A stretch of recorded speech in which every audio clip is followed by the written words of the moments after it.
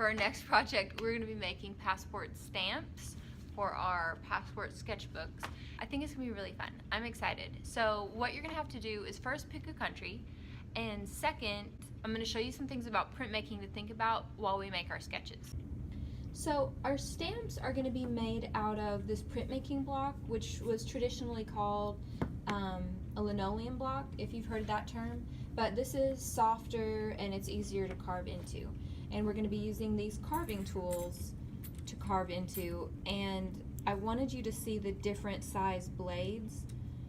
So you could be thinking about that while you're doing your sketches. So the larger scoop, like this one, will carve out a larger spot, and then it goes all the way down to like the tiny slice, or this little baby one that carves just a little bit out.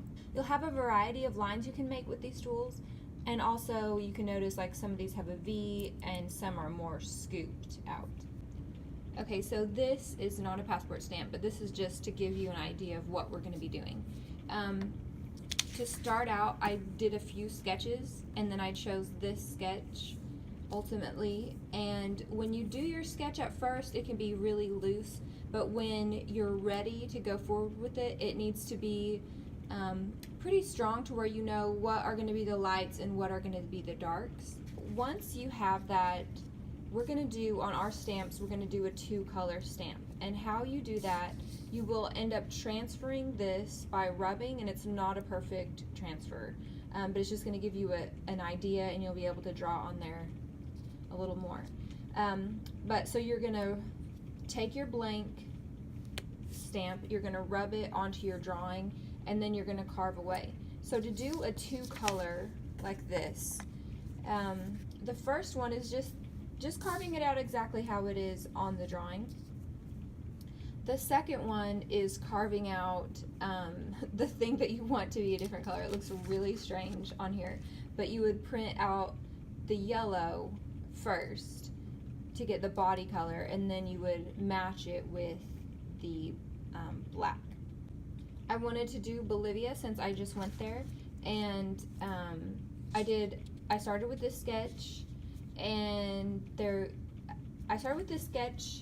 I liked the idea of having the country because this particular country fit really well on the size of the stamp. And then we had seen some monkeys, so I tried this one, and then I did this one as another idea. So I want you guys to sketch up at least 3 different ideas, or it could be a variation. Like if I wanted to try this, I liked this idea, but I liked the shape of the country, I could do one of this and one with the shape of the country and see if I could work that in together. Another way, so I did 2-color on this one with this in front and this in the back, but another way to think about that on this one, for example, I could carve the girl and the llama and the border on one side and leave this background scenery blank, and on the back of the block I could carve in the background only and leave the rest of this blank. This is me making friends with a monkey in Bolivia. And here's the picture that we got. We also met some llamas.